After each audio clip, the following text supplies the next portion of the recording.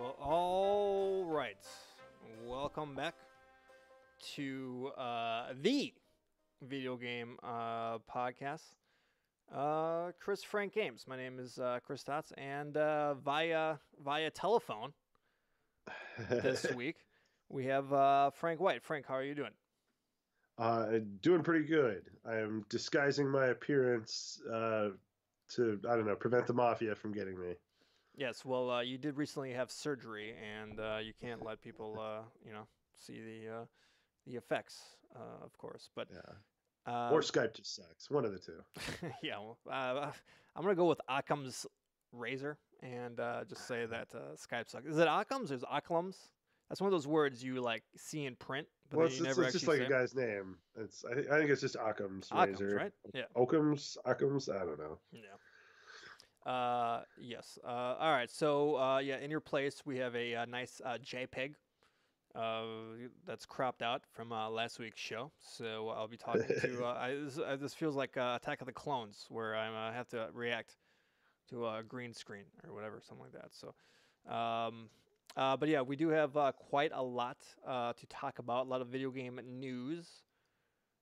I mean, not too much, but like some cool news, I guess, some interesting stuff. And we got the games we've been playing, and that's some interesting stuff. I know Frank's been playing Sekiro. Is it Sekiro? That's how you say it, right? It's like Sekiro. Sekiro. You're close enough. That's a, like, people were already making a joke that the hardest part is, pronouncing it correctly in front of your weeb friends. Your weeb. Yeah. So yeah, Sekiro, you've been playing that. So you're gonna have the whole lowdown on that game, and I've been playing a lot of the new battle royale for Battlefield 5 Firestorm, and I will give you the lowdown on Oh, that. that's what that is? It's so confusing these days. I was like, they made a whole new Battlefield game? That's crazy. Okay, I get it now. Yeah, no. So it's the Battlefield 5. It's the battle royale, and then they just kind of released it for the game. So as the base game. So we will talk about that. But first, we're gonna lead into. Hey, remember the '90s? Uh, Remember those warm, fuzzy CRT TV tubes and those controllers with cables that plugged into the console and never needed recharging? Remember that time, Frank? Sort of. It's been a while. I guess I was around. Well, are you willing to part with another $40 to get reacquainted with that nostalgia? Because Streets of Rage 4 has been announced. I think this is Sega, but then I don't know who's the actual studio doing it. But yeah, Streets of Rage 4, and they've released the art. I guess they had a trailer too, which I did not watch. That's going to be a theme of the show this week. I didn't watch really anything. But I have seen some screenshots of it. And yeah, Frank, any thoughts on Streets of Rage 4? Have you had a chance to take a look at it? I watched a little bit of the trailer footage, like just some clips. Um, the art style looks cool. It's more Streets of Rage, so there you go. I don't know. It's hard to get about a beat 'em up, a 2D beat 'em up in this year of our Lord 2019. Um, but Yeah, I'm not a fan of are the you art. still there, Chris? We're having some. Yeah, I know it's pretty bad. I Yeah, am here. yeah, you're not. Yeah. I can hear you. Okay, yeah. Where Skype is kicking our butts today. Yeah, it's messing up. Um, I don't know. It's um, I have mixed feelings about the art. Like, it looks kind of cool, but it clashes a little bit. At least it's better than um the game that the guys, I think it's actually the same team. Like, they made a beat 'em up as almost like an audition for this game, and it uses the like Mortal Kombat style like digitized photos as sprites, only, much higher resolution. And it's called, like, like Fights of Rage or something. Um but which it actually looks kind of cool, except it's clearly like a low budget thing. So like all of these sprites of digitized video footage are like clearly the developers' friends wearing like $5 Halloween costumes. Yeah. You're like, ah, somebody do that exact thing just with a real production design budget. Hmm. Yeah. I'm not really digging the art too. It's just a little bit to me. I mean, it was beautiful. I mean, don't get me wrong, but it just doesn't feel like Streets of Rage. To me, it's almost too beautiful. Streets of Rage is supposed to be grit, right? I mean, neon signs and all that stuff. This looks a little bit too fantasy, a little bit too watercolory, I suppose. So I would. I mean, why not just go do like some old Yeah, school it, like it 16-bit pixels? it's yeah, it's a little bit like the newer Street Fighter games, and I almost wish they had gone that route of the like cell shaded sort of but 3D models still. It has a similar like kind of feel to it, but yeah, I Yeah, don't know. We'll see how it plays. these are all hand drawn, right? This is not 3D. That's correct. Am I right? Yeah, I think it's just 2D, yeah, hand drawn things, which I Okay. mean has its own place, but Yeah. All right, Frank. we'll Should see. we try to like reconnect really quick and just pause like right here? Do you think? Because Yeah, sure. there's like a Yeah, it's huge the delay. connection is like really bad. Yeah. All right. I'll call you right When you sound like you're literally over the phone. back. Yeah. Okay. I'll be right back.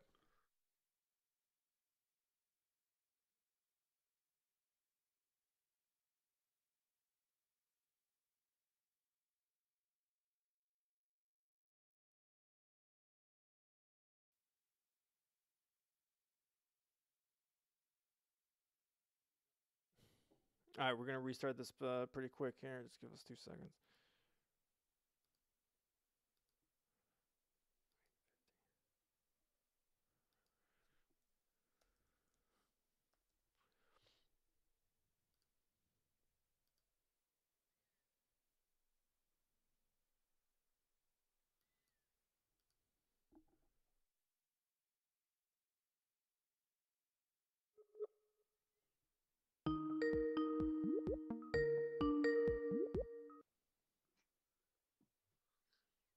Yo, Yo yo. it's better. Still no video? Yeah, no. But is there a delay?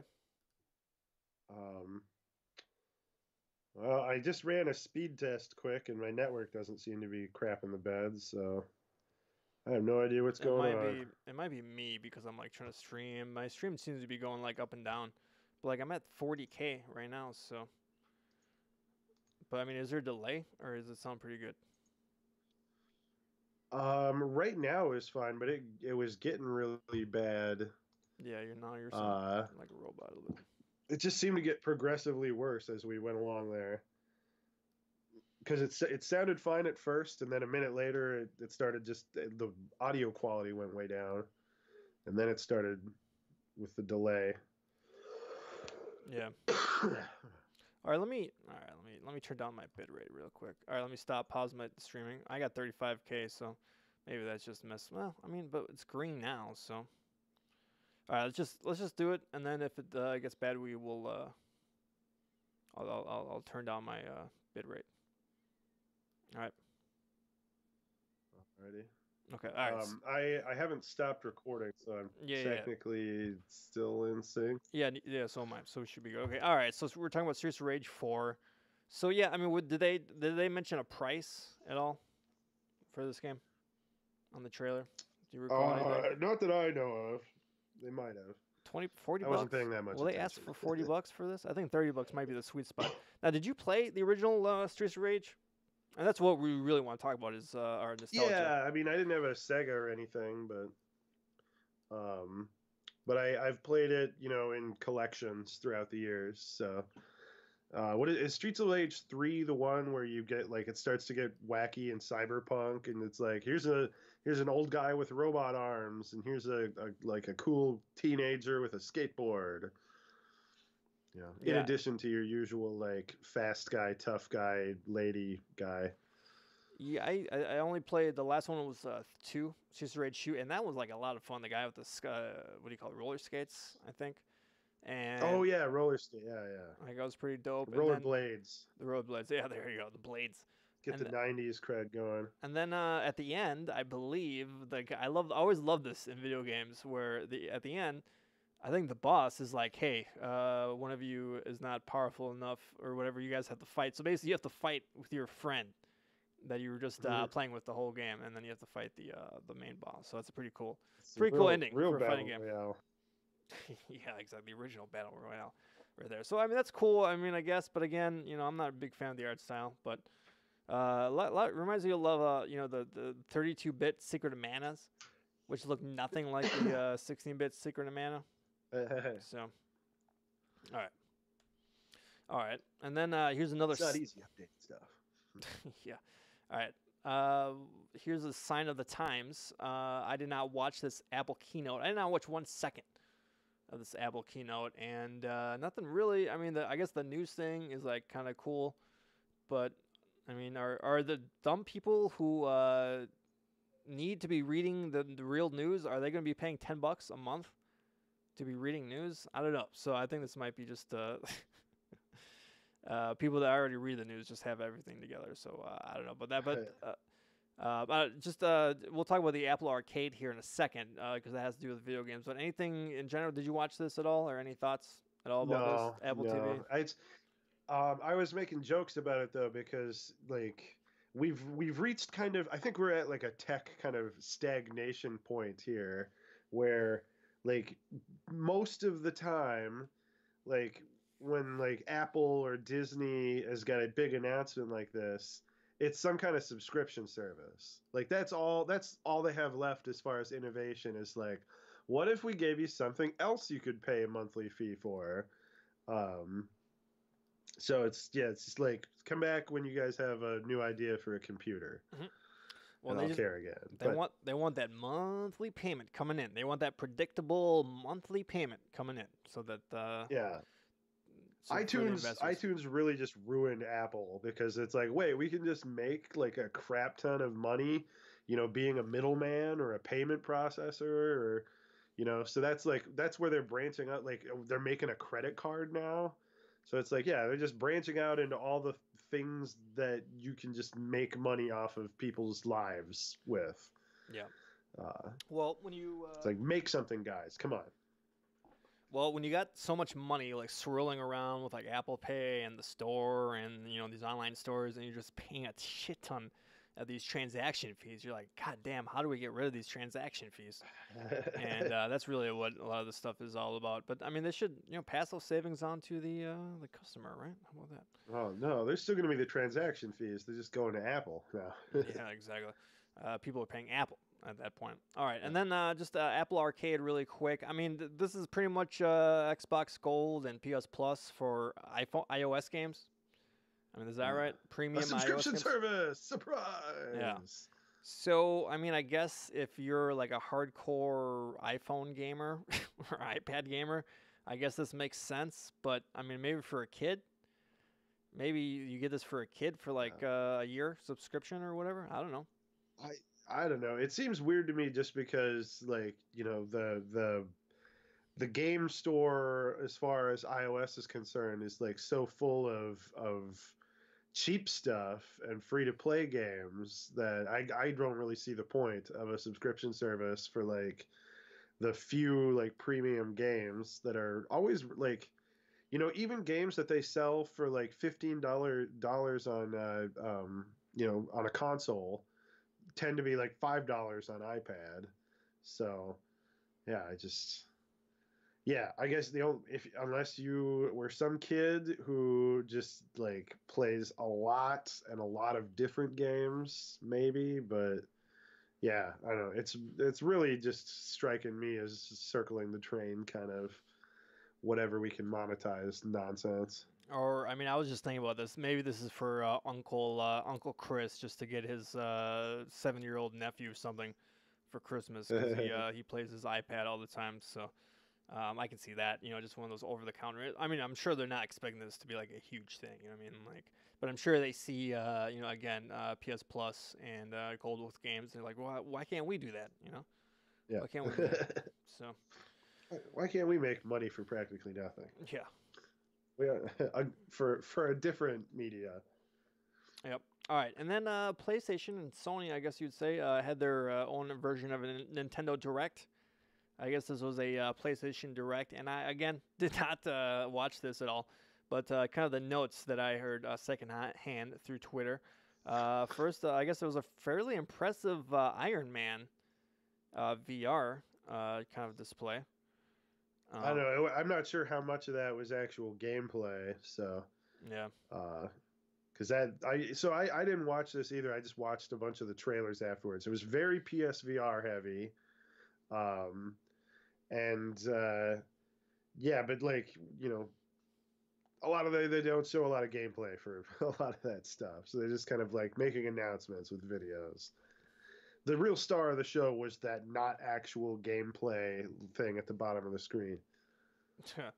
And then I know this is right up your alley. No Man's Sky VR was kind of unveiled. Yeah. So finally. Well, so that's the second like tick of these three things that they're teasing for No Man's Sky Beyond. So I'm really curious as to what thing number 3 is going to be. Since number 1 was No Man's Sky Online, and now we have No Man's Sky VR, and it's weird how they name these things. It's all just like features that they're adding to the game, but they always give them like subtitles like it's a sequel. Like it's an expansion pack or something. Yeah. So I mean, can you play the whole game like in this? I mean, is this walled off? I mean, and does this interest you, or what's your reaction to all this? Well, it definitely interests me. Like, this is literally the first thing that like has ever like been like, oh, maybe I'm gonna have to buy one of these stupid things. Yeah. Though I'm definitely gonna wait until it's out and see what like impressions are, because from the gameplay they showed, it just kind of looked like the game in VR.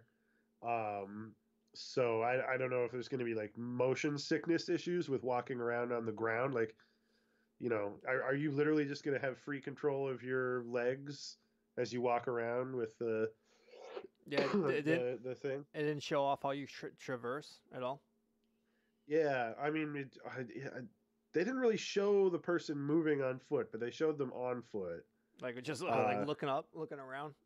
Yeah, so I'm almost wondering if that's going to be the caveat, is that you're going to be like because they showed vehicle traversal, so I wonder if you're just going to be kind of rooted to the ground or have a limited ability to move on foot, and it's mostly going to revolve around the vehicles. That's kind of my prediction, but we'll see. I'm no expert. That's cool. Well, I mean, that this would be a pretty compelling bundle, huh? For in the winter, yeah, for the Christmas. Yeah. No Man's Sky and PSVR for like $250 or maybe $200. Yeah. Well, who need like not like No Man's Sky is expensive these days. Yeah. I just saw it at the used game store today for like $12. So. Oh yeah. And yeah, they haven't charged for any of this stuff yet, so. Yep. You just buy that and you've got everything. All right, well that's cool. That's cool. So I can definitely see how that would be a really cool game. It would be awesome if you could play the whole thing in VR. That would be pretty crazy. All right, and then speaking about PSVR, here's just some numbers, because we've always been talking about like how many units have they sold and all that stuff. And I believe they announced during this direct is that their current install base is 4.2 million. And that equals about a 5% attach rate. I mean, I guess in the 4.2 seems kind of small, but 4.2 million. I mean, that's the number one VR unit on the market, right? So that's pretty. I believe so. So I think that's fairly good, especially for an item that was like what premiered at $400. So yeah, well, and and it's not like they're totally like walling stuff off behind those 5 million players, since like a huge portion of these games have VR options. There's not all. I mean, there's plenty, but there's not exclusively like VR only kind of games that like they're only ever going to be able to sell 5 million of if literally everyone buys it. Right. So let me ask you this: does the PlayStation 5 support this VR, or are they going to make you buy a new one? What do you think? Oh, I almost feel like they have to have some kind of backwards compatibility They thing. have to, right? You can't ask someone to drop 400 Yeah, bucks in like 3 years, right? Twice.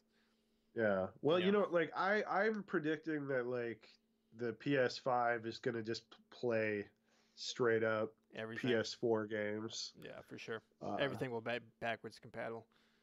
yeah, For yeah. sure. They're gonna try like they've tried that before, and kind of walked it back.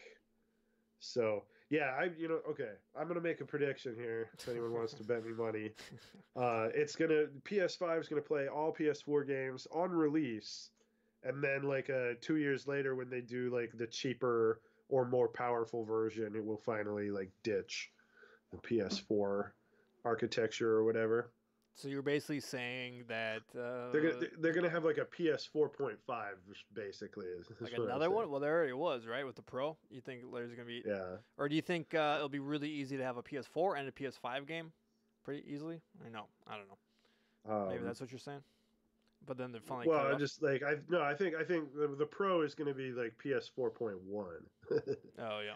There's going to be like a bridge that kind of plays both, but eventually gets overshadowed by, you know, the PS5 Pro. Yeah. So Yep. All right. Okay. So we can move on. There's some or anything else from the PS Direct thing you wanted to discuss? I thought you said maybe you well, had I three don't things. know. It's, hey, Five Nights at Freddy's VR. Oh, okay. Gonna have those things pop out at you right into your eyeballs. How are we gonna stream that? Can you stream you the PSVR screen? How are you You gonna do just it? set up a camera looking at your. It's just a guy in the headset and like, he screams and then his pants just like get wet and To damp. put a lipstick camera in the PSVR or something like that, maybe. I don't know. Okay, all right. So let's move. Speaking of subscription and game services, let's talk about the games of April that were revealed. We will start with the PS4. Remember when we saw these lists and it was like 10 games or something like that at some point, Yeah, and now we see this and yeah. it's like two. We're like, what? What happened? Well, it's been a bummer lately because it's like, yeah, it's two games and recently it's always been one that I already have. Yeah. So So speaking of which, one of those is the Surge, the Dark Souls sci-fi game, which you have. So Frank, yeah. how dumb do you feel spending $14 on this and playing this game last year? How dumb do you feel now? No, I'm joking. That's always my I joke. guess a little dumb, but But it's a good game though, right? You enjoyed it? yeah, actually, it is. It's quite good. If you like, the Dark Souls kind of formula, um, it is quite fun. Um, it's literally just like sci-fi Souls. Yep. Obviously, it's not like as polished as From Game, but it's got some stuff to like differentiate with like the limb targeting system. So to like actually to obtain gear, you have to basically harvest like, oh, I like that guy's, leg armor. So I have to chop his legs off to get components to craft it myself. Um, versus just targeting their head or like their unarmored limbs to do more damage. And then also, I played it before I got a PS4 Pro, so I haven't actually tested it out.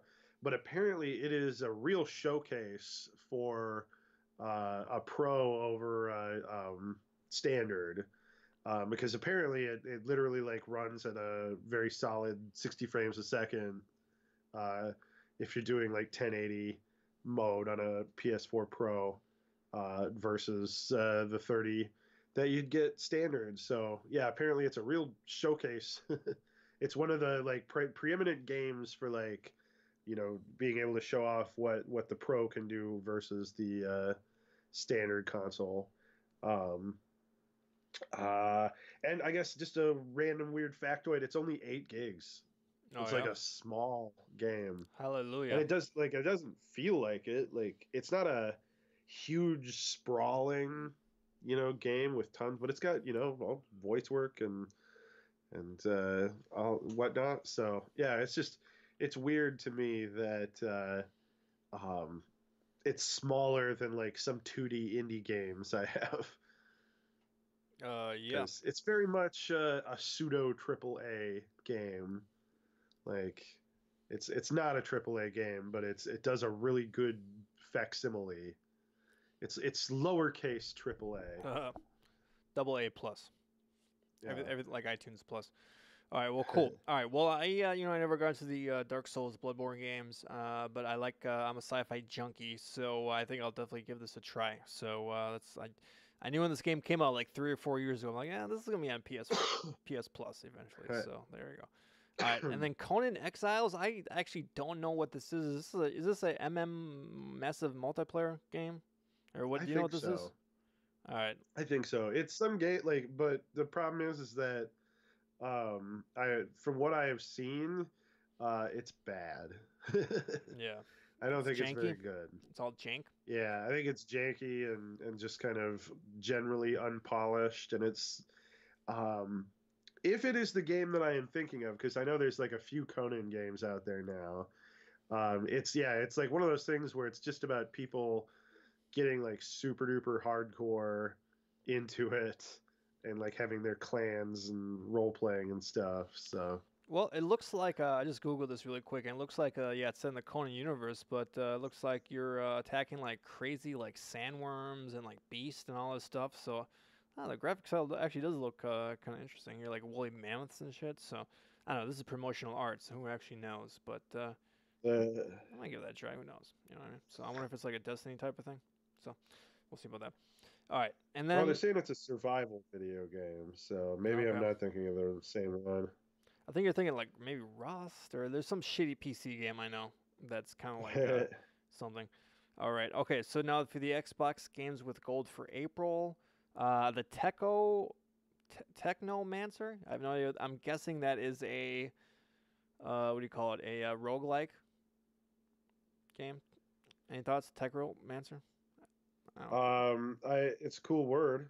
yeah. Okay, no, I was thinking of Age of Conan, which is like a 10 years old Yeah. game. So, okay, Conan Exiles different from. It also doesn't have great reviews, but Yeah. okay. So anyway, sorry, moving on. Technomancer. Technomancer. I don't know what that is. So He out. controls technology. Outcast Second Contact. I kind of feel like I should know that, but I don't. They're just tossing words together. Yeah, Second Contact. What the fuck? All right, and then Star Wars Battlefront 2 for the original Xbox. So I don't know. This is actually kind of surprising that they do this, especially when you got the new one like out. So I don't know. People always say these old ones are better than the new ones. I never played them, but did you ever play these back in the day? No, I think the only like old Battlefront game I played was like a PS2 one or something. Yeah. Yeah, I never got into these. I don't think I was playing multiplayer games back in the day. All right, and then Ghost Recon Advanced Warfighter 2. This is like a classic 360 game. Am I correct? Something like that. I believe so. This is Probably. I think this is either maybe I'm thinking of Advanced Warfighter. That kind of was one of the other reasons why I got a 360. But yeah, those games. If it's a 360 game, those games were very very good. Back in they probably maybe Microsoft is trying to shame Sony into bringing PS3 games back because it really like they're really hammering the backwards compatibility these days of like, hey, play some old games too.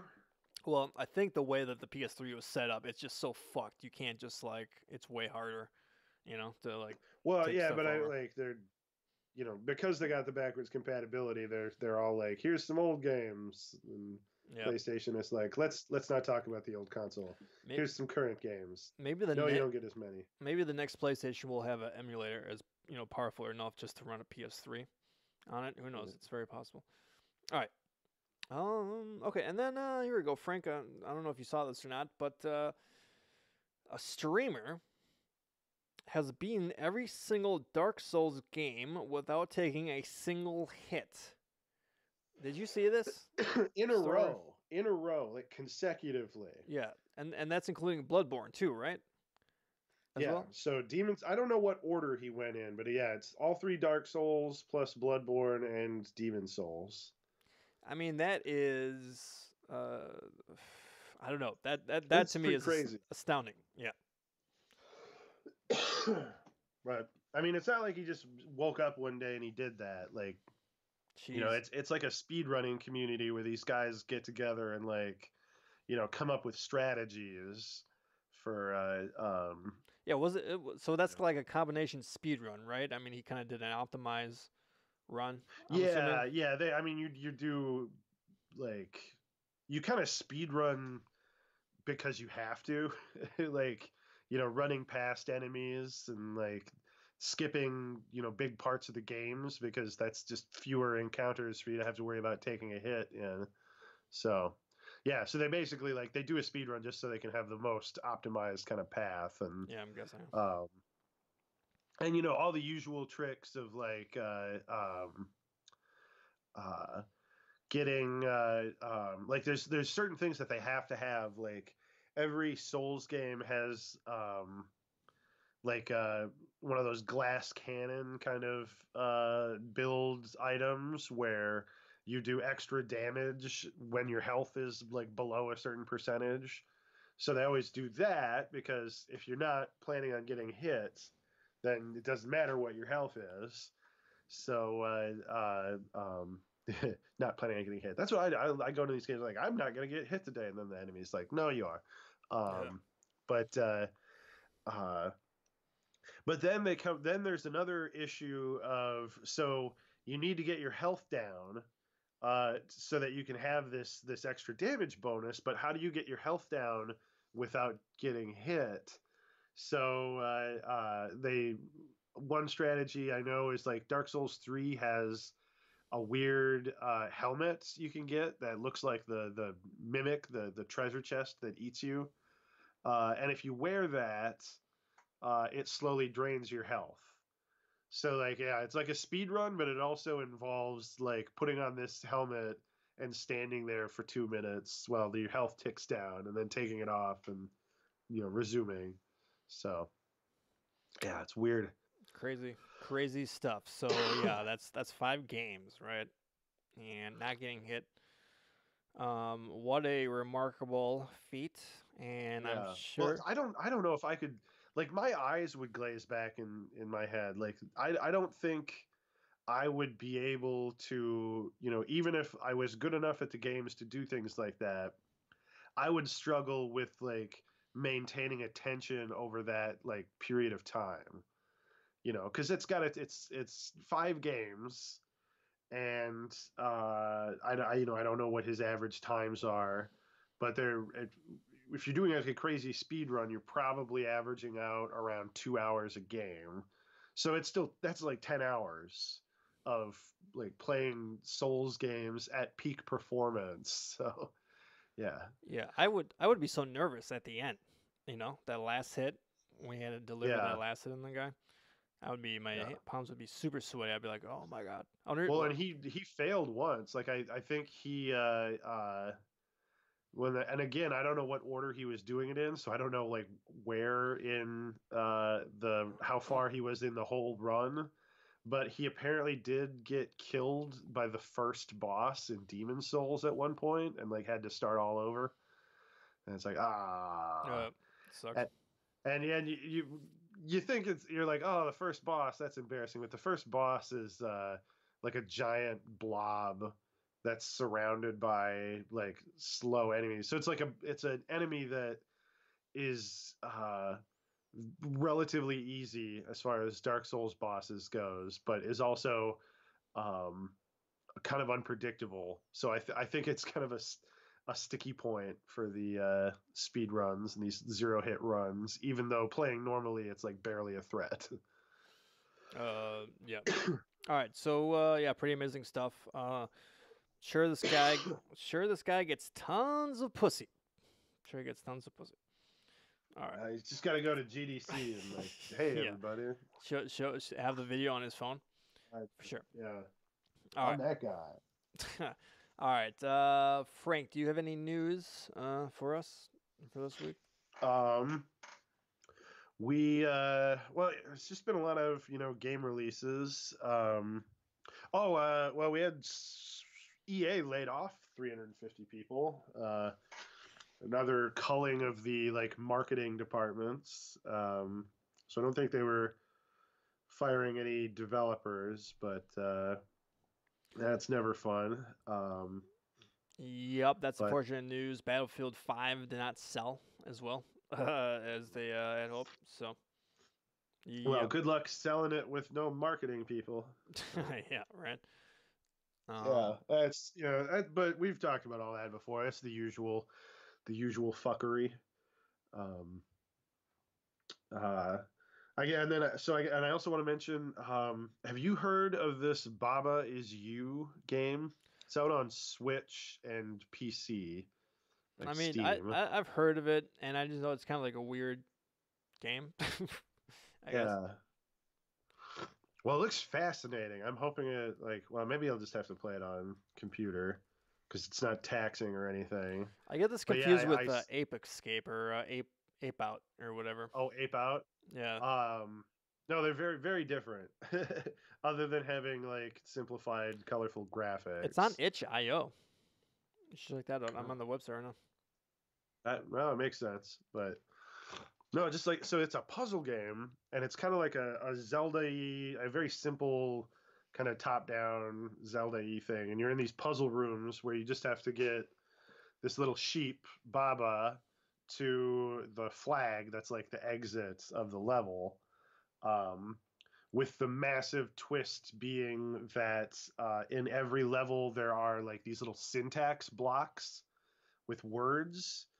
And so like the title Baba is you is one. So Baba is a block, is a block, and you is a block. Uh, and so like the simplest thing would be Baba is you, flag is win. And that just means that you're controlling the sheep, and the sheep has to touch the flag to beat the level. Um, and it gets wildly complicated after that because you can push these little syntax items around.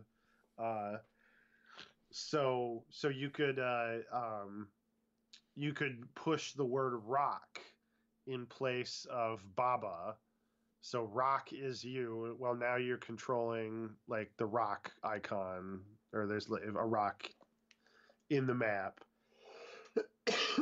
And yeah, so it's like in theory you could just like move the words around to say Baba is win or win is you. I don't know exactly how the syntax rules kind of work. Just to like, but you would just instantly turn yourself into the win condition. Uh, Yeah, it looks um, definitely looks pretty cool, and it's kind of got this very almost like an Atari 2600 graphic style, even though it's like way yeah, better. real simple. Yeah, or a little bit higher resolution, guess I would say. Mm. But now, are the puzzles random, or are these like set puzzles that people have No, I created? think they're very directed Okay. because you could, if you were, I think it would be really difficult to procedurally generate these because you could easily make unsolvable ones, or because there's usually like up in the corner because you can only push things, you can't pull things. So there's generally like immutable conditions up in the corner. There'll be like a few little like blocks of text that are kind of walled off in the corner and there's no way to manipulate them. So you're just whatever those say you're stuck with. And you have to, work with the things that you can manipulate. But yeah, so it's like stuff like, you know, and like it adds ands and knots and stuff in there so you can like basically like turn off a wall's ability to stop you or turn the wall into the win condition or you know make it so that you don't sink in water, that kind of stuff. Yeah, just kind of like a fascinating concept, and I have to imagine that it gets just absolutely brain bending. But then I guess there's also like the possibility of like solutions to the puzzles that the developer might not have even thought of. So, Yeah. so it's not even necessarily like you have all these tools at your disposal. So it's not one of those games where it's you have to figure out exactly what the developer was planning for you to do. You might find an easier way to get around it or a more roundabout way. So Yeah, it reminds me a lot about of Scribble Knots. I don't know if you ever played that, but that game oh where yeah, you could like write words out and you would get that. You could use it in a game. yeah. I think a little less free form and a little more like puzzly than that. But yeah, I can see that. Yeah. All right. Pretty interesting. I wonder if they're going to port it to the PlayStation or something. Who knows? Switch is getting all the good indie games these days. Yeah, man, it's fun. That's where everyone wants to be. It's a cool kid. And I don't know. I guess we're talking about the Switch. We might as well discuss this. But I think we've kind of talked about this already. I mean, the Wall Street Journal was just talking about how there's going to be probably 2 Switches, and I thought we kind of knew this already. Yeah, they're going to release probably a cheaper Switch, and then but it also seems like they're going to do like a new Switch, just like they did a new 3DS, and just slightly bump up the processor, the CPU, or something like that. So I don't know. I'm not really. Yeah, that sounds like a Nintendo move. I don't know if these guys actually know anything other than like, well, that just seems like the natural thing for them to do. Yeah. Well, they've done that 3 generations in a row, so why Yeah. not? And yeah, the Switch could definitely use a redesign, and it will actually be interesting to see what they do on the next 2 redesigns. So, not ready to buy a new Switch. However, Matt Casaminia, who used to be on IGN 64, he tweeted out, if I can get 60 frames per second, Breath of the Wild, I'm down. I'm down for that, and I agree. I would be down for that because there's actually emulators. There's videos online right now that show the game like running at 60 frames. It looks pretty freaking awesome. So it's pirated, of course. All right. Okay, so I'll tell you what. We will take a break, and we'll be back with the games we've been playing. All right. Let me. I need some water. I'll be right back. Sure, no problem. I'm gonna continue blowing my nose here.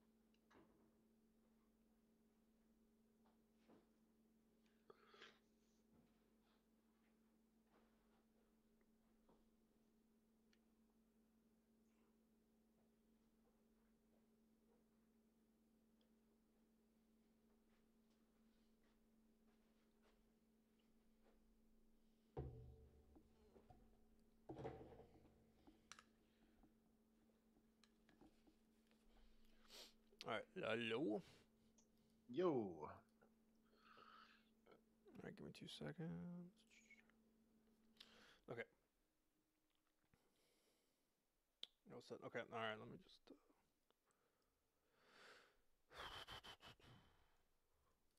Sorry, I lost my place. Okay. All right. We are back, and we're gonna be talking about the games we've been playing. I will. I'll go first, really quick. So Firestorm, the Battlefield 5 Battle Royale, finally came out on Monday. Actually, very Monday morning at 2 a.m. Pacific Standard Time, and I actually I went to bed early, like at 8, and then I woke up like at 1:30. So that's kind of how excited I was to play this. And just kind of the gist of it, it's kind of like the tip. It's like a peninsula in Norway, so it kind of has a bunch of different biomes. Like a winter one, and then it kind of slowly fades into like a more summery, almost like at the beach. But you're not really. I mean, it's not like a the summertime beach or anything like that. It's just that all the snow kind of recedes away, and it's actually a really vertical, quite a vertical map. And it always seems like there's like high ground nearby. You can climb or go down alleys and all this stuff. So the map is really well done. And just a couple details about it it is mostly like about rocks and like landscape and all that stuff. So it always kind of has this generic kind of feeling to it.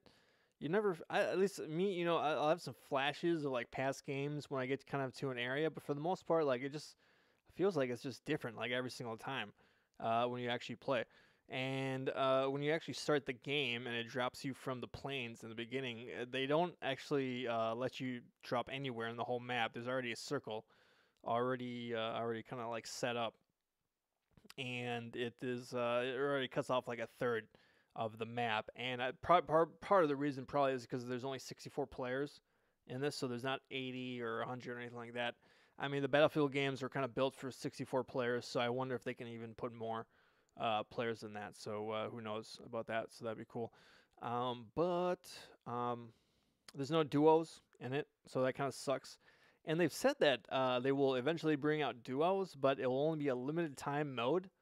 And everyone is like pretty much like, what? Like, what are you guys talking about? Like, it's kind of ridiculous. But I'm sure they'll change that. I'm sure, like, because there's no reason for that. But there is solos and there's squads, and I haven't really played that many good squad games just because it doesn't seem like a whole lot of people are on the mics, at least on PlayStation that I'm playing on. And a lot of my friends who I play PUBG with, they haven't like jumped on the game like quite yet. So we'll probably actually play this weekend. That's when everyone's like off work and all that stuff. So I haven't really played with a good squad, although I did get a win actually earlier before the show. But just in terms of like the gameplay and all that stuff, it's the the Battlefield gameplay. So the controls are like super smooth. The graphics are super smooth. I mean, it's pretty much a consistent 60 frames on the Pro. And then even Digital Foundry had a video today, and they're kind of showing the different systems. And it runs. I think for the original Xbox, it runs like at maybe like upper 50s or mid 50s or whatever. And even the base PlayStation runs at 60 frames for the most part. And coming from a game like PUBG, which just runs like dog shit. It feels really really good. It just feels good just moving around, and I mean it kind of does. It just kind of scratches that itch because it's not Fortnite, it's not a kiddie game, it's realistic. Again, the graphics are better than PUBG, and it looks better than Call of Duty because the fidelity of the graphics is something that the Call of Duty Blackout mode just does not have, and it's more realistic. And the problem with this that I only have is that's in World War II. So I would actually prefer like a modern day, combat style. So, but still, I mean, the weapons are definitely different. I mean, they have like the ARs and they have the sniper rifles and they have the shotguns and all that stuff. Shotguns are OP, but shotguns are always OP in every single game, right? So one of the big complaints is the looting system in this game. So basically, what happens is when you kill someone, instead of having like a loot box where you can just go to their stuff and like look at it and take all the stuff away, basically all the players' loot just kind of like shoots out, like in in a circle. And sometimes what will happen is if they're like next to some like sort of object or whatever, like a rock or whatever, the loot will bounce from the rock and then land on like other stuff. So you have this loot kind of stacking on each other, and in order to pick it up, you have to be like looking at it with your cursor, with your your crosshairs. And so there's some stuff that you can't get, So if you're trying to get like ammo, for your AR, for example, and it's like hidden underneath this bullshit backpack that you don't need anymore, it's like really annoying. I mean, it doesn't happen all the time, but when you're like really you're trying to get a weapon, or you pick up the wrong weapon because you slightly move and you pick up a weapon and then it's out of ammo because you got to reload it and it's not even the weapon you want. It's super super annoying. I mean, it doesn't destroy the game, but I mean at some points it does get pretty annoying. And the other thing too is the actual backpack system is actually I think is actually pretty good for a console. I think they stripped a lot of crap away from it, and for what you have to do, they really pared it down to like only have a couple functions. So for some stuff that you have to do in PUBG, which takes a billion button pushes, you're doing like a mere fraction of that with your inventory and this. So that's kind of nice. And the one thing, it does kind of change the combat a lot around because they have this armor system now, and basically you get 3 plates of armor that you can equip. and it basically like doubles your life. So you already have your life at 150 as opposed to 100 in the base game, and it had a really fast time to kill. And this has a really fast time to kill for a battle royale, but you can like basically double your health, which is already a little bit higher from the base game. So you basically have to like start hitting people, get that headshot, destroy their armor, and then finish up with like a submachine gun or something like that, or just make sure you get them in one clip. Because if you don't, they're going to be on your ass for sure and attacking you. And the fights are really pretty intense. And again, just because of the fidelity and the graphics and the frame rate and all that stuff, it just feels really, really good. And it seems like a lot of people are playing it. So hopefully they, put some more time and resources. However, it feels like, I don't know, it kind of makes the other Battlefield modes kind of feel archaic and just kind of boring and all this stuff. So, yeah, I mean, it's really good game. It's really fun. So I'm kind of addicted to it, and I'm really enjoying it. So, all right. Oh yeah, just other couple points. There's actually objectives in the map. So while and by the way, the Firestorm is like this ring of fire, and it pretty much like destroys all the buildings on its way, close to the middle of the circle. And so that's a really cool effect. And it has the thirsting mechanic, which again is when you die and you're playing with a squad, you're basically like on the ground, like begging for your life and all that stuff. And the enemy can kill you before one of your teammates can revive you. And it's just kind of like a really annoying mechanic. I don't know why we're doing this. I mean, it's just let the, just have the guy be able to pick him up when he's alive or whatever. You know what I mean? So I don't think it needs thirsting. So just take it out. Take it out. All right. All right, Frank. There you go. What do you got? Sekiro. Well, I've been playing this little indie game called Sekiro: Shadows Die Twice. It's pretty good. I definitely give it a thumbs up. Yeah. All right, so No, you're a hardcore Dark Souls fan. So, what was your expectations? Did you think? I mean, and then how would you compare it to like Bloodborne versus Dark Souls? I mean, what would you compare it to those games? Well, that's one of those things where you can just kind of really get into the weeds with like the fine like details of what's different, what's the same. Like it's definitely the same kind of vibe. Like kind of openish world exploration, you're like dotted with kind of boss fight choke points, not a ton of direction. You just kind of like press forward in whichever kind of ways you can. Like enemies that can kill you pretty easily, even like the lower level ones tend to be able to whittle quite a bit of your health bar down. The difficulty, I guess, and just a lot of like the little like how kind of the loot system. I mean, yeah, it has very much the vibe. Like you can definitely like play. Like even like my wife walked by while she was while I was playing, and she walked by and was like, "Wait, is this by the Dark Souls, or is this like a Dark Souls game?" And I was like, "Yes, it is." So it definitely like the uninitiated can spot it, like, but it diverges pretty radically. Like basically every system kind of got an overhaul. They're ditching a lot of the core kind of mechanics that a lot of the stuff that's been copied by games like The Surge. They've decided to get rid of. So like the biggest one is like no more corpse runs. The death system. And the death system just is radically different because normally in a Souls game, you die and you go back to your last checkpoint. Enemies respawn. Most enemies respawn, and you have to make it to the spot where you died and touch your blood stain or blood echoes or whatever they're going to call them in that game to get them back. And if you And if you die on the way, they're gone for good. So because you kind of drop a bloodstain wherever you die, and it just overwrites the last one. So now, no more of that.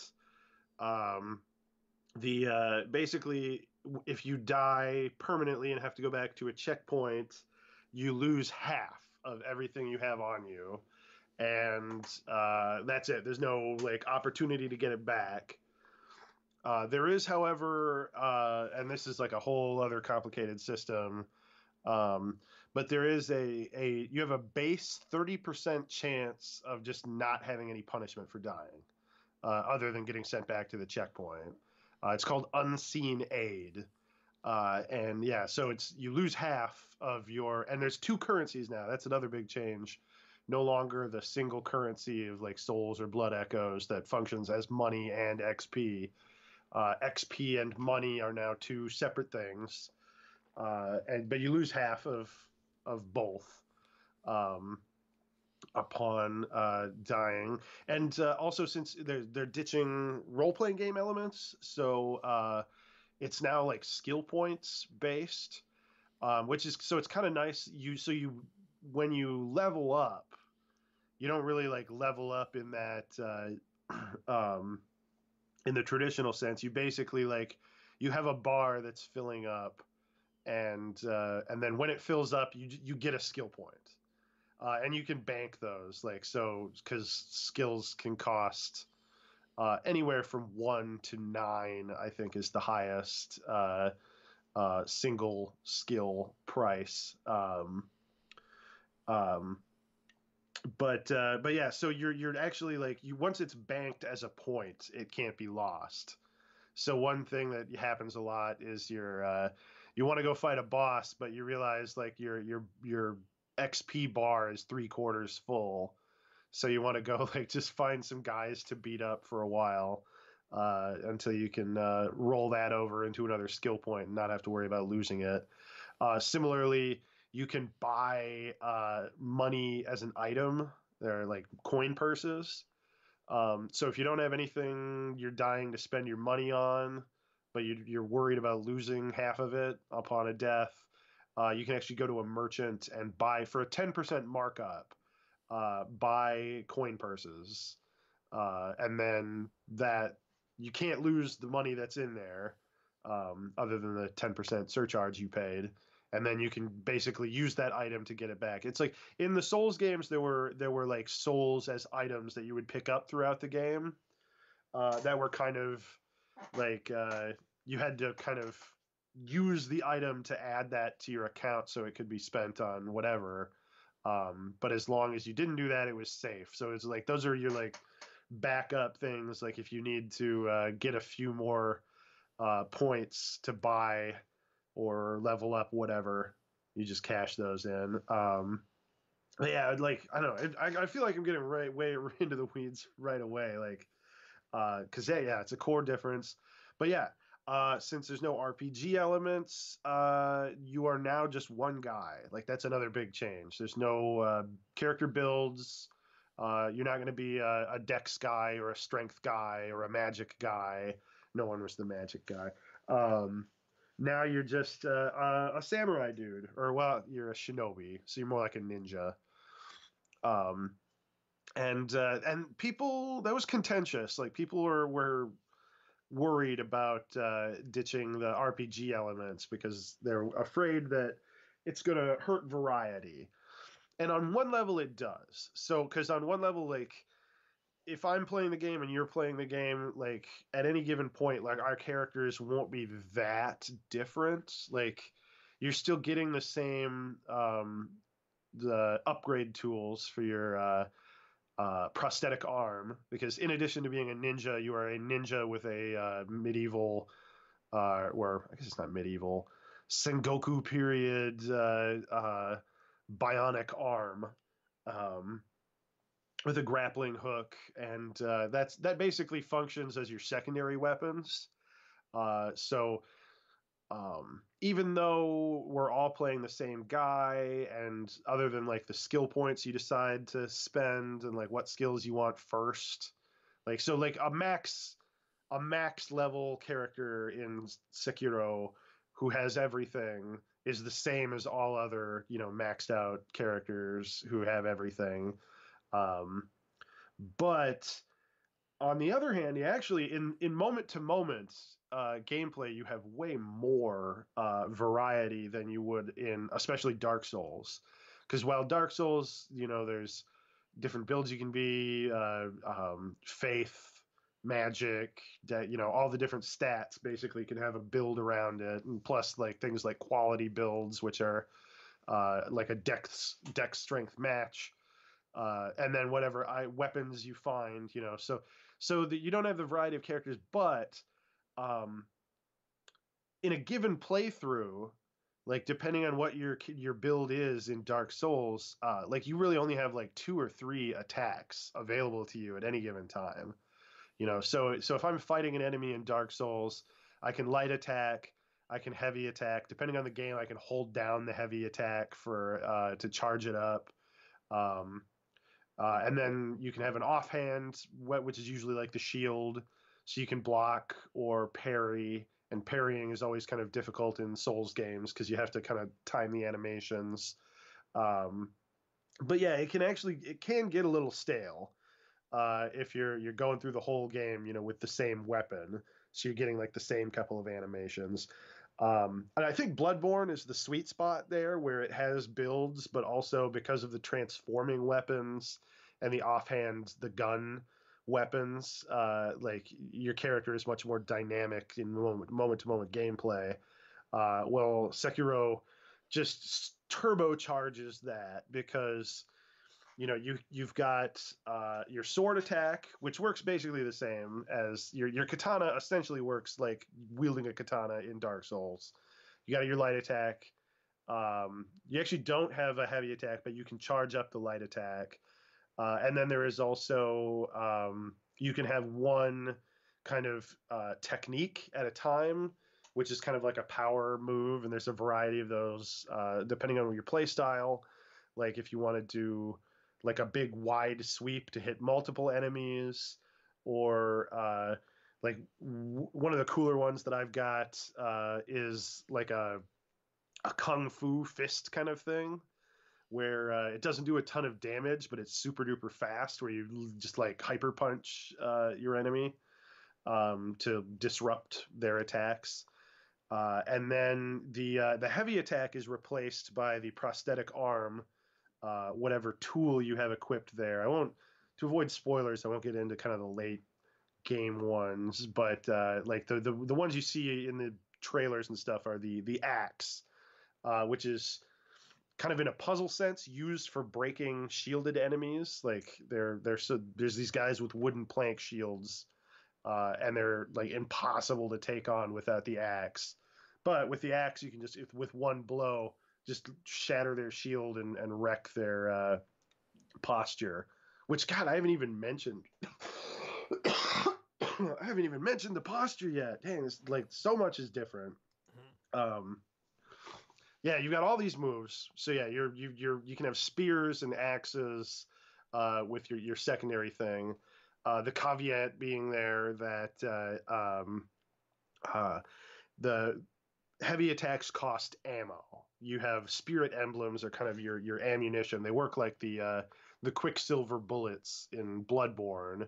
So you have a certain amount of those per, like you can run out and then you got to go back to a checkpoint to get more, though you do obtain more just by killing enemies. Um, but so yeah, you have a ton of fighting options in the moment to moment gameplay. Like they basically, the developers were like, we want you, every person playing this game to have the widest variety of things they can do offensively and defensively at any given moment. So they'll sacrifice the meta uh, variety for the kind of micro variety. But so that combines with, yeah, as I mentioned, the posture system, which is replacing stamina from the Dark Souls games, where you have a bar that recharges when you're not doing anything, and it expends with every kind of action, like swinging your weapon, and kind of monitoring that is a huge part of the game because you're very screwed if you like run out of stamina right in the middle of like wailing on a guy who's about to wail on you back. Um, so stamina is entirely gone. You can run, sprint, attack, jump. There's a jump button now. That's also new. Unlimited.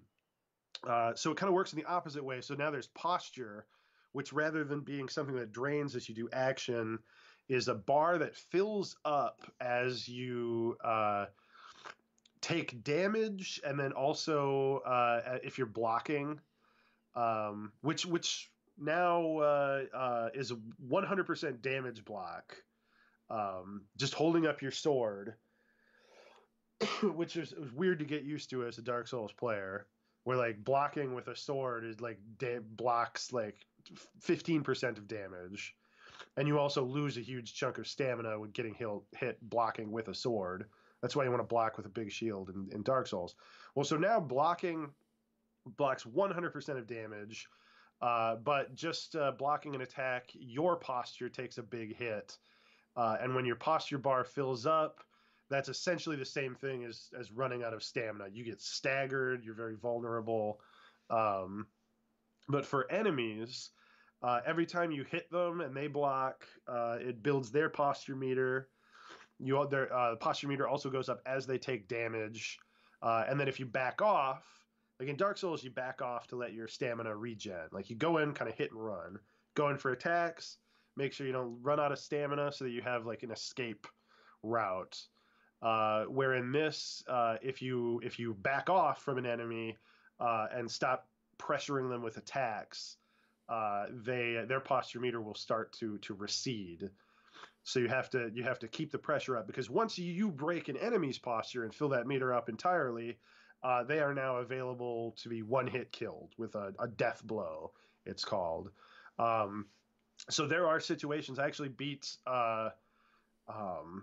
partway through a mini boss the other day without ever attacking it, because you can build an enemy's posture bar by deflecting their attacks, which is the same as parrying in Dark Souls. Only now the parry window is a little wider because the animation is super fast. Whereas in Dark Souls, your guy kind of like swiped his shield, and you had to kind of time that animation with the enemy's attack animation connecting.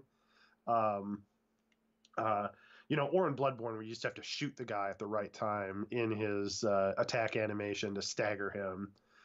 So now you can deflect very easily, and deflecting enemy blows saves your posture. You take no damage to your posture upon a deflection, while the enemy does.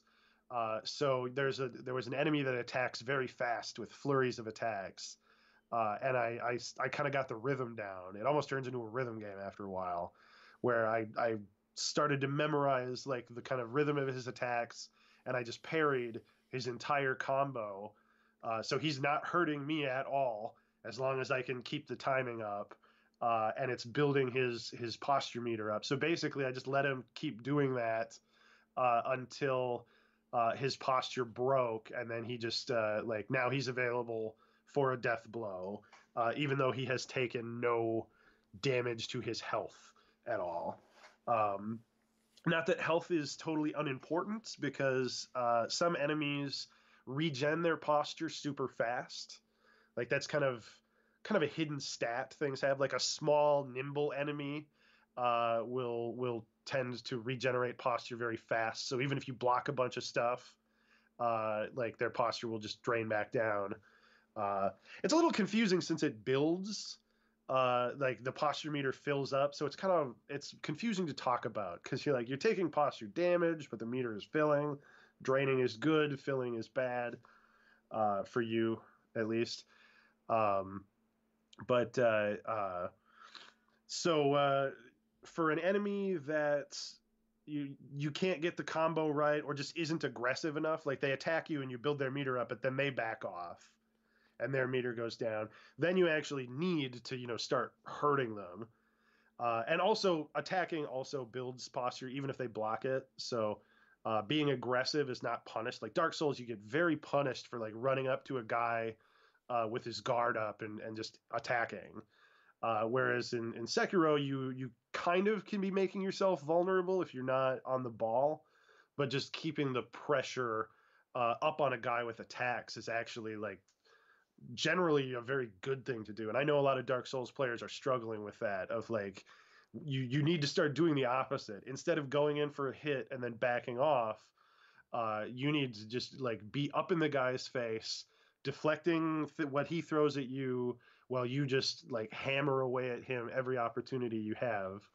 Uh, because like and basically only backing off when you need to heal, ideally, which just it does not feel right from a Dark Souls perspective.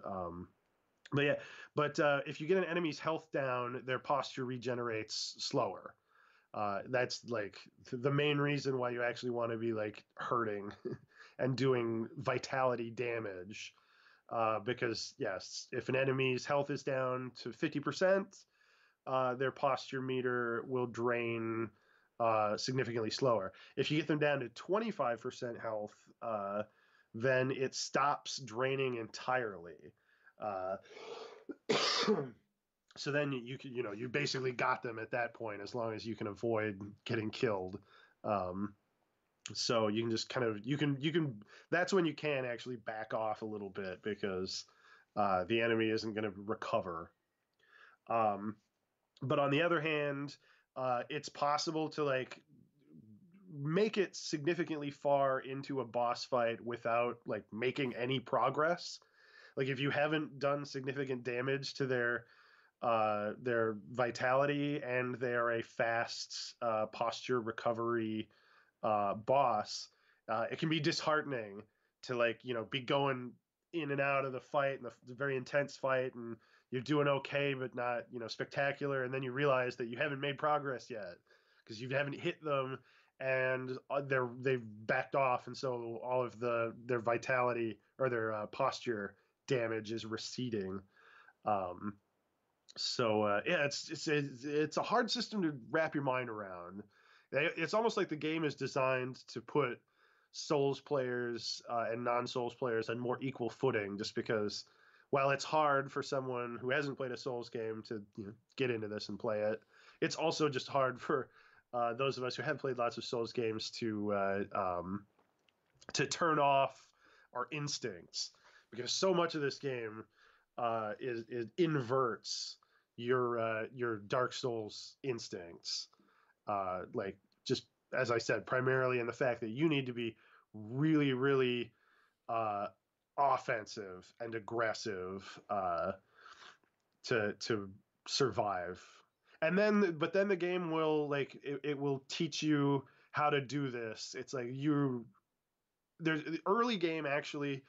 The game doesn't get off on the best foot because it spends so much of the early game like teaching you, and it's a hard lesson to learn, and so the game is clearly incredibly carefully designed around teaching you these new systems.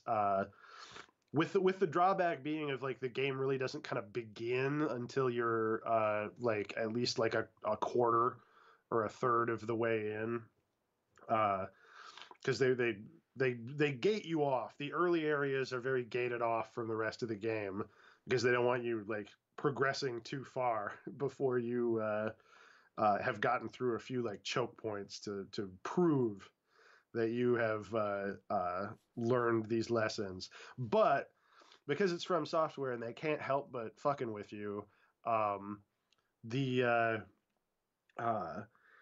right as you're like finally starting to get a hold of this deflection system, they start throwing enemies at you that are need to be fought like Dark Souls bosses. There's a couple of early enemies that like I don't know. I guess they know what they're doing. They're experts. They've made these games before. But yeah, there's a few like bosses in the early game where I'm like, wait, I feel like this boss is teaching me the wrong lessons. Like you want me to be all about these deflections, but now here's a boss that like deflecting her attacks is relatively useless, and I need to do the traditional kind of dodge attack. In fact, there's a super tough early boss uh, that's supposed to exist to teach you this vitality trick of like hurting an enemy and getting their health bar down so that their posture won't recover.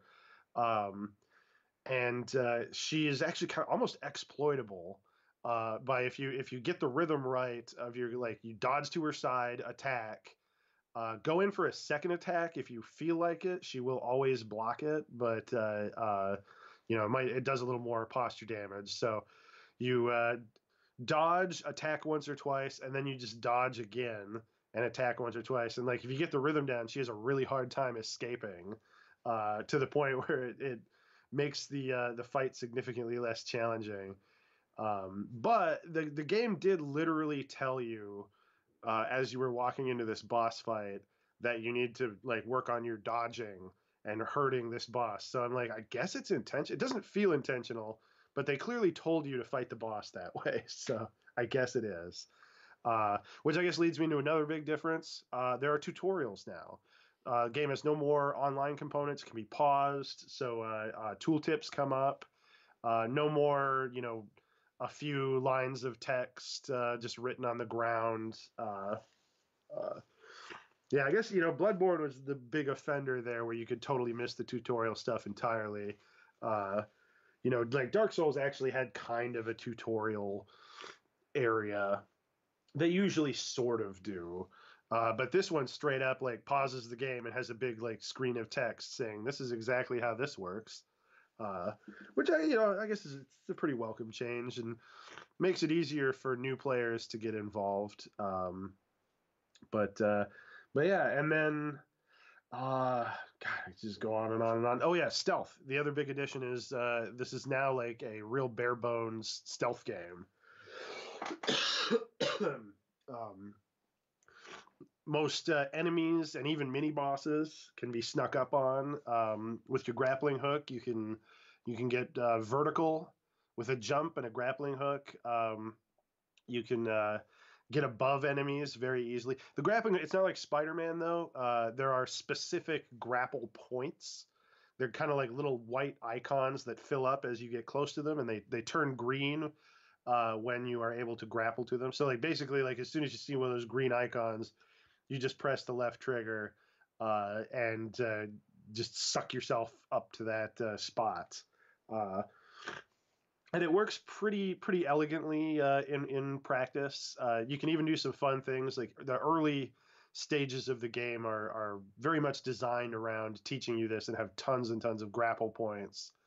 You know, later in the game when the game wants to kind of railroad you through a specific area, it will just kind of make those less frequent, so you can't just be swinging around. But in the early stages, you discover that you can like grapple from point to point without touching the ground. Like if there's a grapple point within range, like you can just hit the trigger again and then like go straight to that, and you can kind of this is like an area where you can go around in a circle for like no real reason, but it's kind of fun.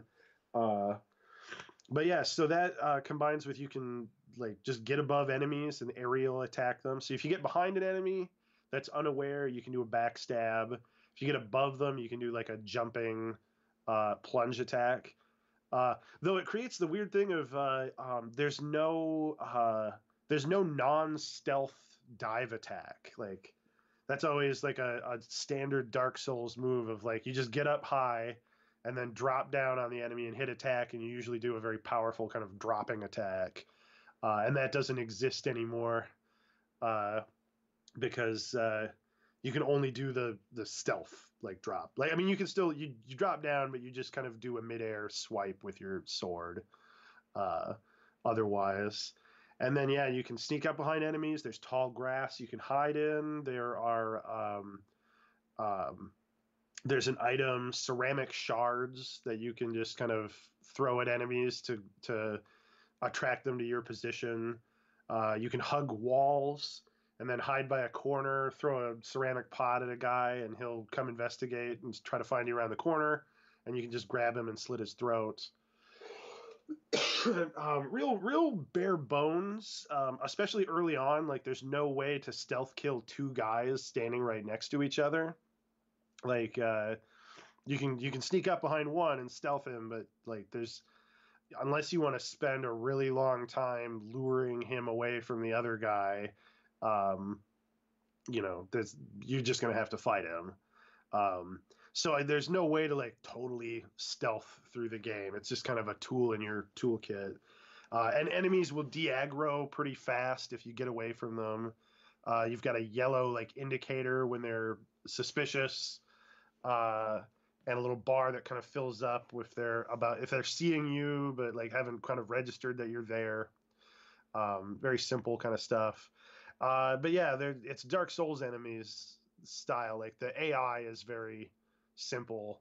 They just kind of they spot you, they make a beeline for you, they start doing their various attack animations. There is some light patrolling, like they'll patrol areas, but they don't ever behave like tactically or anything. It's not Metal Gear Solid, so don't be expecting like a really full featured Tenchu or Sam Fisher, whatever his games are, Splinter Cell. Uh, that kind of stuff. It's just kind of an additional thing. And because since enemies block a lot and can be kind of tough, like you end up mostly doing stealth like farming. Like you find good stealth routes through an area that you need to get some items that these guys drop, so you kind of figure out what the fastest route is to just stab everybody in the back in a row. Um, but it gets more interesting later in the game. I guess tune out here for spoilers, guys, because there's a power you get kind of halfway through the game that allows you to, upon stealth backstabbing a guy, you can activate this power, which costs spirit emblems. It's not free, but when you do it, you turn the like arterial spray. It's a very violent game. Like when you stab a guy up, like the blood just sprays out of his neck. Uh, I haven't really mentioned that because I've become totally inured to it or numb to it after playing the game for a while. And every once in a while, you think about like, oh yeah, there's a lot of like arterial spray in this game. But there's a power that turns the arterial spray into magical blood smoke, which blinds nearby enemies. And that's actually like the first time that you can stealth kill two guys standing right next to each other. Because you just get the first guy, and then when you're death blowing him, you activate the power, and a ninja smoke cloud pops out, and then you can just kind of like circle around and stab the other guy. Um, and there's more powers in that kind of vein. Like once you have those are ninjutsu powers, so just like things that you can do to a guy upon backstabbing him. And I found one more since then, which is really interesting, and like I don't see anybody talking about. Like it's later in the game, so more spoilers here. But I just got the power to make enemies friendly, which is just bizarre in a like something I never really thought of in a Souls game before. Like I don't think there's been any mind control kind of powers. But yeah, so upon stealth backstabbing a guy, I can activate that power and then basically turn that guy friendly for a short period of time, after which he will just drop dead. So I was just having fun with that today, sneaking out. Like there'd be like a big like area of enemies, and like most of them are weak, but there's like one like big fat strong guy, and so I'll sneak up behind him, and then like turn him to my side and let him take on like the other big strong guy while I just run around picking off the cannon fodder, uh, and then just taking out the guy if he survives. So um, yeah, it adds there's some real interesting like tactical stuff that adds in. Um, not 100% necessary because the stealth is kind of OP, and then with the dying twice, so you get resurrections. That's the other big thing. So between the stealth and the fact that you get at least one free death every checkpoint, it's got kind of a complicated system. You can have more than one, but the second one needs to be earned with death blows. So you get, and then uh, and it gets locked out as well for bosses. So generally you only get one revive like per boss fight with ways that you can earn more. Um, but it's way easier to earn more and unlock that second revive while you're just running around the world, killing the weaker enemies. So that's one thing that it kind of has lost from the Dark Souls games is that um, there really isn't that sense of like dungeon crawling danger anymore, like especially compared to going way back 10 years ago to Demon Souls, where you actually had levels that were like level 1-1, 1-2, and it was very structured, and it was like you went through the level and there was the boss at the end of the level, and you found shortcuts that made the level shorter, but every time you died you had to go back to the beginning, work your way all the way back to the boss until you find whatever shortcut it is. So, and with that combined with having to get your blood stain, like you have this real sense of danger of being far away from home, and like the items that warp you back to the bonfires, if you like say, okay, I gotta back off. Were kind of like limited use things, at least like in the early parts of the games. Whereas now it's just a thing that you start with. It's hard to use. It's hard to use in boss fights because the animation is long, and if you get hit, you get knocked out of it.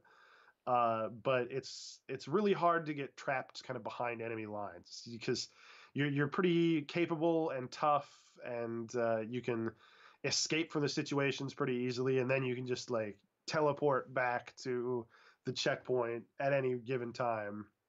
Uh, so the only time you ever feel like, oh crap, I really don't want to die, is you find the rare boss fight that traps you in the room with like fog gates, which I haven't. There doesn't seem to be a huge rhyme or reason to that, where some boss fights will cut off your escape, and some won't. But yeah, who knows?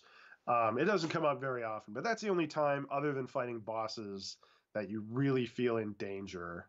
So I think some people are kind of turned off by that. Of like, once you get good at the game, it's really infrequent to die outside of boss fights, at least permanently. Like, and you've got the resurrection kind of as a backup. Like, if something unexpected happens and I get ganked or whatever, uh, I can resurrect and then run away. Though you do, when you resurrect, you come back with only half health. Uh, so you still have to do the healing item, which works pretty much the same. Your healing item is the healing gourd. It basically works like Estus in the other games. You have limited uses that you need to recharge by sitting at a checkpoint, which also resets the enemies. And then there's also other consumable healing items, but you're also limited in the capacity that you can have at any one given time. Yeah, so I guess that's my two main complaints. So the early game doesn't start off on a great foot because it's really busy teaching you. It gets way better if you can make it into Ashina. You got to get by the Ashina gates. But if you can make it out of the Ashina outskirts and into kind of the proper main area, the game gets a lot more fun. And it gets even more fun halfway through, and it starts to really like open up.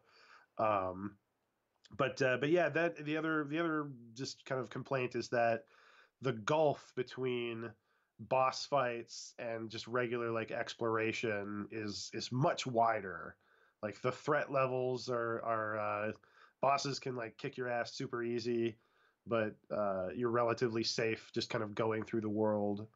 And then also a lot of the basic enemies don't do a super good job of teaching you the combat because the weaker enemies can kind of be powered through. Like if you just keep hitting them, you'll break their posture before they'll get a good opportunity to counterattack. Um, I mean, there are tougher enemies that will basically deflect if you try to attack them too much. But once you get sort of competent at the game, it's pretty easy to if they deflect you, you know they're going in for the counterattack. So if you just deflect that, that will probably break their posture right there. Um, so yeah, you kind of have to put some effort into learning. The game does, however, give you a tutorial combat dude. There's a dude in the starting area who can't die, similarly to your character, and would really appreciate it if you could kill him. But since you can't, he is just kind of your training dummy. So you can practice specific moves on him, or just do kind of a free combat. And you don't take actually like I don't they don't really lampshade this, but you don't take any damage while you're fighting him. So there's zero excuse me, there's zero risk in doing that. So that's also a big kind of gimme for getting you into the swing of things. But into the swing of things, you must get. The game is very demanding and fast paced. So, okay, I can keep going on All and on right. and on and on, and on, but All right, that is a deep dive. I'll tell you that much. yeah, That is a deep dive. I'll tell you what. yeah. I think I just talked for like 20 minutes straight. I think it was more like 35. Frank, I think it was a little longer, maybe. It's possible. But hey, if you want to add an addendum to the show, you can record yourself talking about Sekiro for 2 hours if you want. I just have other. I think I hit most of the big stuff there. I mean, the other one last thing is that you're more involved in the story. You know how so many video games, like, you showing up like after the fact, you're late to the party, all the zombies have already killed everyone, and you're just kind of mopping up the monsters, and then usually make one big decision at the end of the game. So the difference here is there's actual NPCs now. The story is ongoing. You're involved in it. That's another big change. But that's all I'll say about that. All right, cool. Very cool. All right, yeah. So it sounds like it's if you're a hardcore Dark Souls player, it really flips things around a little bit on you. So it must be pretty interesting going to that game from those previous games. So Yeah.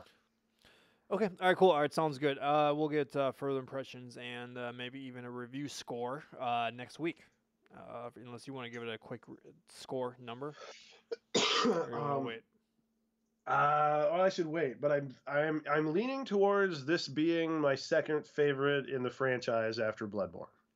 There you go. Well, it seems like they're really figuring out how to do it pretty well. So, for sure. Okay. All right. So that's it. That's Sekiro and Shadows Die Twice. And that's going to be it for this week. Thanks for watching and thanks for listening. Make sure you share the show, please. So, for Frank White, so let me get this music going here. Oh, yeah. For Frank White, my name is Chris Stotts, and it's been Chris Frank James. All right, nerd out.